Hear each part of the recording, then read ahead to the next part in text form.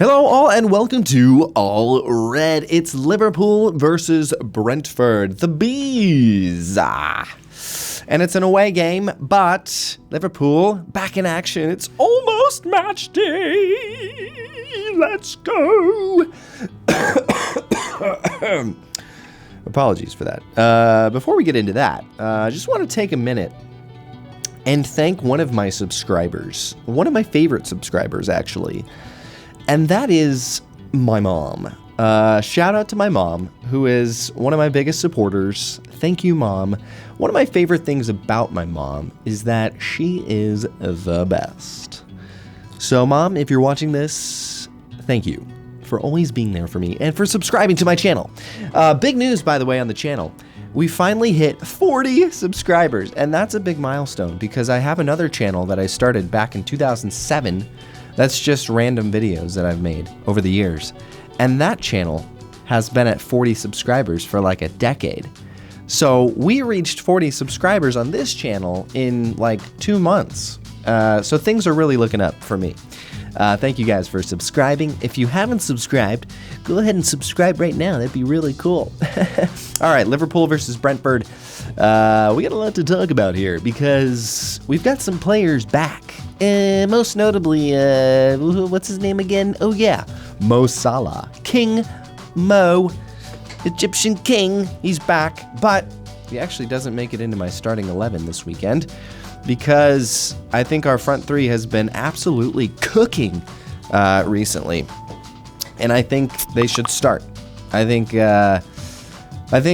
Mo Salah is going to come off the bench, and I do think he will score. I don't know how many goals he's going to score, but I think he's going to come off the bench in this one because Klopp, doesn't just typically toss players in who've been gone for a month or a month and a half, especially when there are options available. I know he did that with Endo, but his hands were tied with injuries. So, let's get into it. Let's talk about starting 11 for Liverpool versus the Brentford Bees.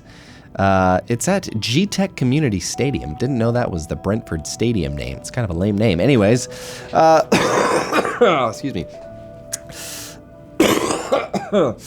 Okay, apologies that you have to listen to me cough like that. All right.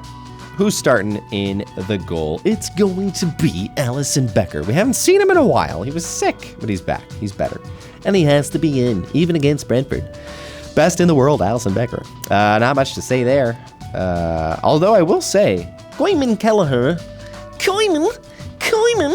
had a great game. I think he was very Alisson-esque. Probably saved 2 or 3 goals that could easily have been scored if it weren't for him. But Alisson Becker gets the start. Back line. What do we do on the back line? Well, Virgil and Kanate are available, so they absolutely must start. Yeah, not much to say there. I think when they are in together, they are the best duo in the league.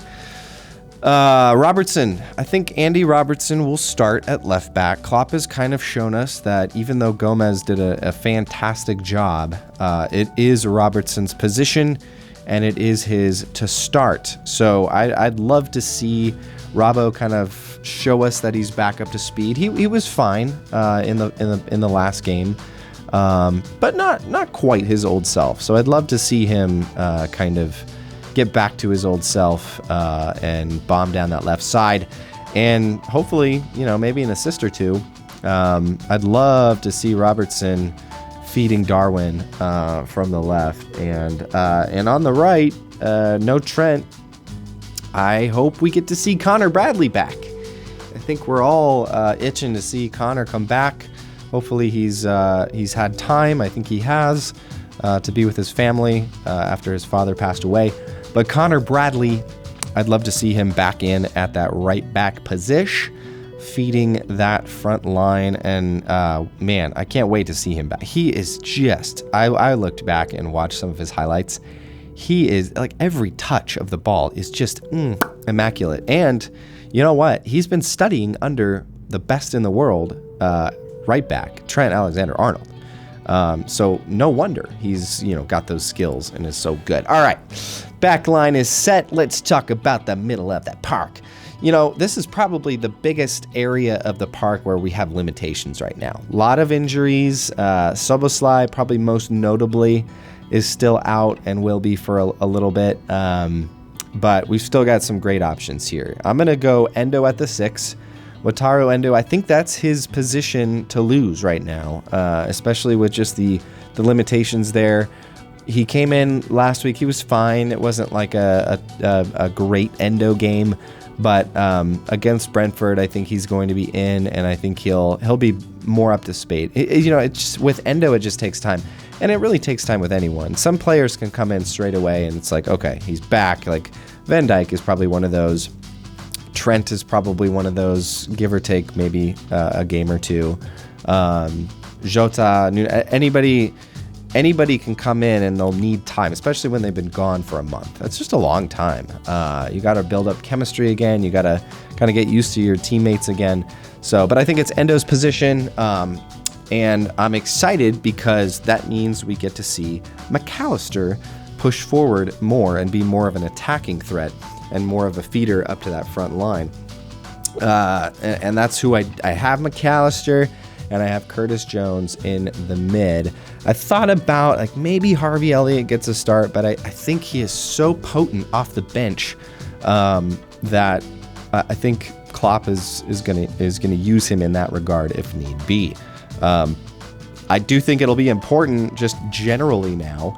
We have a huge run-in of games coming up, and I do feel like hopefully Klopp will be using as many subs as possible to keep key players fresh. And I think he's going to do that in this game, which is why I don't think Salah starts. I think he'll be coming off the bench to give some of our front three a little bit of rest before this next stretch of 5 games in 12 days or something crazy like that. So anyways, Curtis Jones, McAllister, Endo in the midfield. Solid 3, especially given that we do have some injuries. So let's talk about the front 3. This is where I don't think Salah quite gets into the starting 11 yet, because we don't need him to be in the starting 11. Of course, we all know he will be there. That's absolutely, he is a guaranteed start when available. But I feel like, he's been gone for a month and a half.